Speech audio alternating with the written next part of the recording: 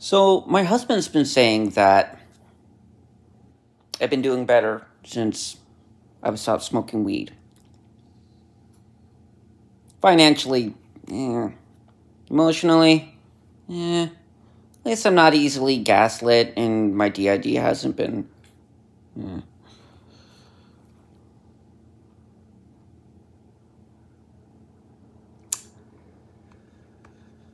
World news. I guess we're gonna do the weather report today. World shit. Palestine and Israel just keeps attacking each other. America jizzing itself, oil. Canada jizzing itself because military relevance, peacekeeping, going over there and keeping the peace.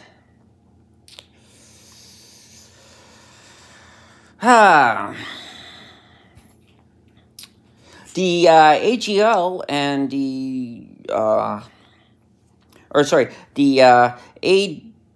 AWG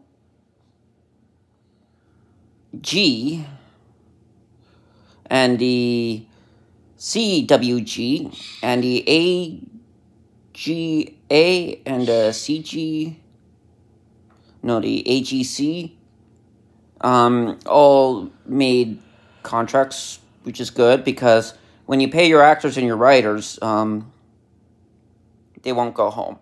They'll just keep making movies, like, forever. I mean, I need to pay. So, hey, David Lynch, you haven't been doing the weather report in a while, so I heard from the grapevine that it might have been because of some Looney Tune from Ontario that was doing a weather report of their own, and you kind of wanted to give room to the newbies. Said Looney Tune would much rather work in tandem with you. Don't want people thinking that I'm stealing your vibes, you know.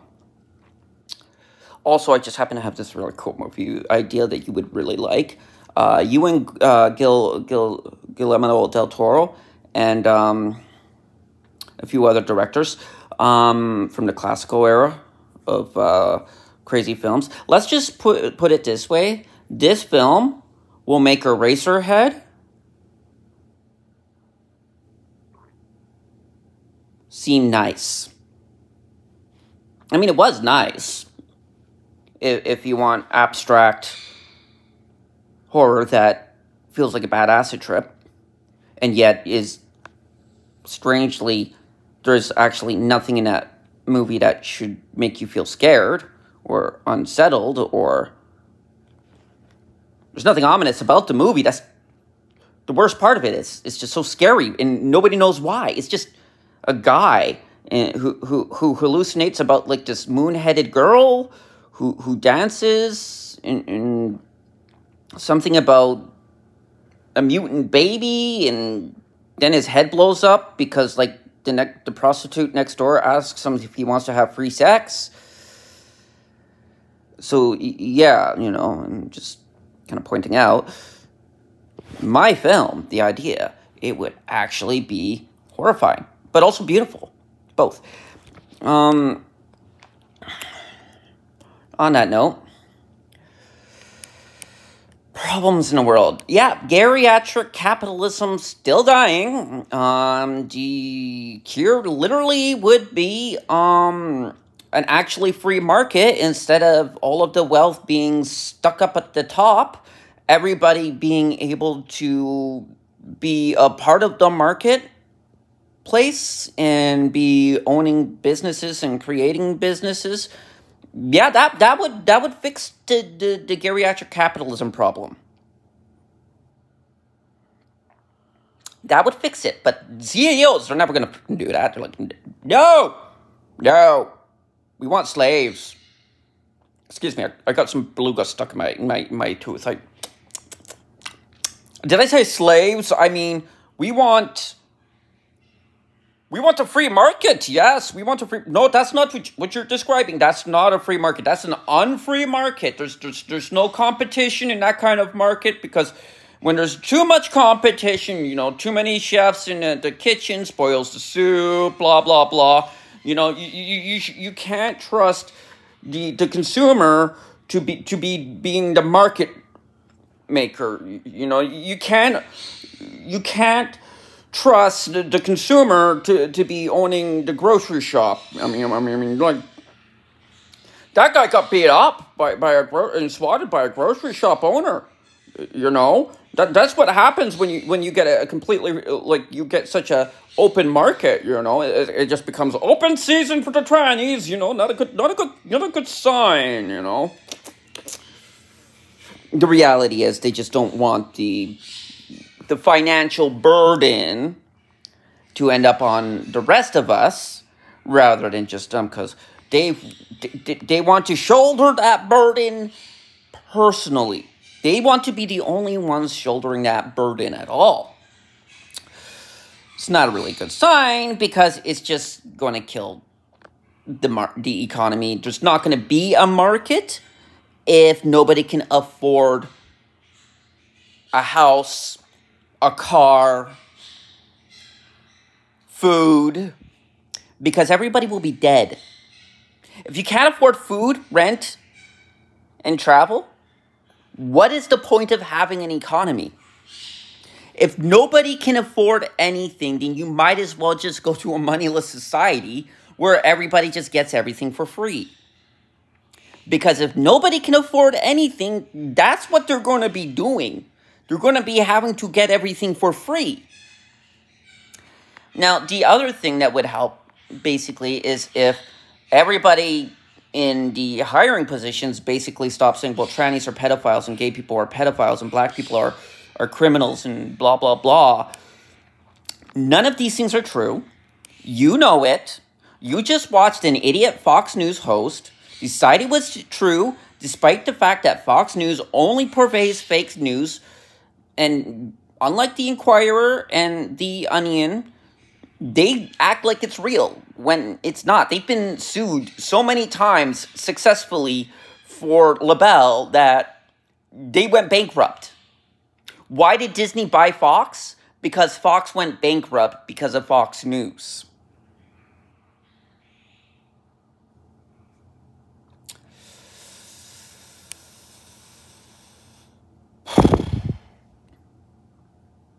In other news, my neighbors keep making these delicious smelling foods, and I'm living in an apartment complex.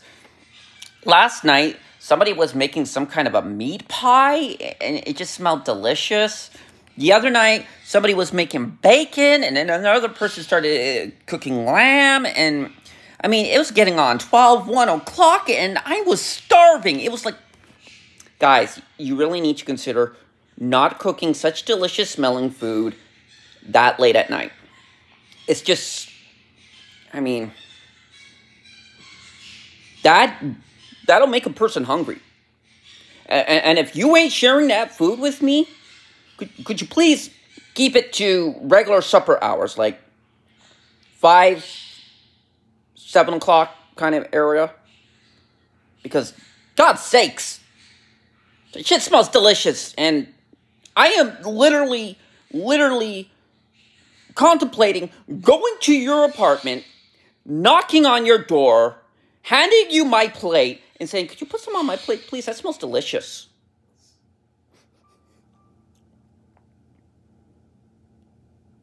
I'm serious, man. You guys gotta stop. It's too delicious smelling. It's way too delicious.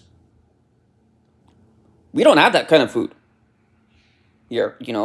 We're practically vegan. Sometimes we have meat, but mostly we don't. I mean, I've been surviving off of lettuce in, like, the force. Well, in other news, in the weather report, sky is blue. Halloween's coming up. And I'm still not in Hollywood. I'm still not a professional actor. This is disappointing to me. I want to be a professional actor, and I am yet a professional actor. There's been some noise about me getting into Hollywood, but it's remaining noise.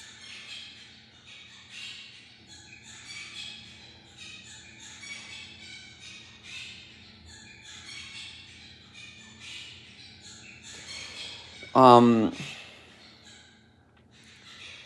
in other news, Detective Pikachu Returns is the official title of Detective Pikachu 2. So, Ryan Reynolds, I actually have a Detective Pikachu 2 script done. If you were planning on specifically making it to Detective Pikachu Returns, well, I could buy Detective Pikachu Returns, hopefully, at the end of the month, play the heck out of it, and write a new script.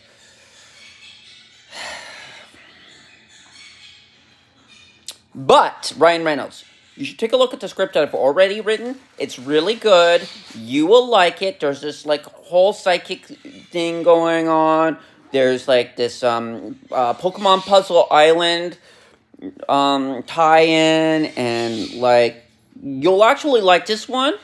And plus, there's a lot more intrigue. Also, it ties in with this whole multiverse idea and kind of points towards our universe, which I know, fourth wall breaking, blah, blah, blah. But, coming from the two top world fourth wall breaking actors, one who isn't in a guild and the other who is, one who would be in a guild but thought that was telemarketers because they were using their dead name, and the only person who ever calls using their dead name is literally only telemarketers and scammers. So I really did not realize that was the, also, I thought you were a hallucination. I'll be honest. And, I was smoking a lot of pot. You realize I was smoking a lot of pot. I was smoking an ungodly amount of pot. So, just pointing that out in case you were wondering. I had to go through this whole detox point with the whole thing. And what ended up happening that ended up getting me to stop smoking pot was some guy in, like, this really ugly truck with, like, way too many brands for it. Like, it was Ford Sierra, GMC, and a whole bunch of other things. And, like, I don't think this guy realizes that girls are actually pretty smart and they would know that that's off in general. He actually repaints it every time. Yeah, he tried to stab me with something. I don't know what it was, but I got a feeling if I would have woke up in, like, the back of, like, a truck or something on my way to, like, frickin' somewhere. To be, like, a sex slave or something. Or a slave. I don't know. Just wasn't good. I think that was a human trafficker. So, I kind of stopped smoking pot because, yeah, it was getting kind of dangerous. I think I almost died. Like, somebody either tried to kill me or tried to kidnap me. Also, I guess he could have just been going in for a hug, but I was like, no. Get your fucking hands off me, weirdo. I don't know you. And, like, he was like, oh, remember me? We smoked pot together, like, 9 months ago. And I'm like, no. I don't remember you. And if we smoked pot 9 months ago, I would have been in Hamilton. And no. I don't think... It sounds more like I didn't smoke pot with you. It's that you sat down beside me and said, I'm going to have a session with you. And I was just like, whatever. Free country. So where you like. I don't care. Just don't bother me. And when, like, I don't talk your ear off, it usually means there's something about you making me kind of nervous. And I was giving, and when he was there, I was giving him strong vibes. He needed to take, like, 6 steps back and should, like, not ask me for weed or anything. I actually dumped out my bong water and, like, it was like, not only that, guy was like, can I have some weed? And I'm like, no. Please. No. I don't have enough to be given. Please. Fine. So I sprinkled it in the air so it blew away. Yeah, I don't even think he got a gram. I don't even think he got a microgram. So, anyways, that's the world news. Still dealing with court problems.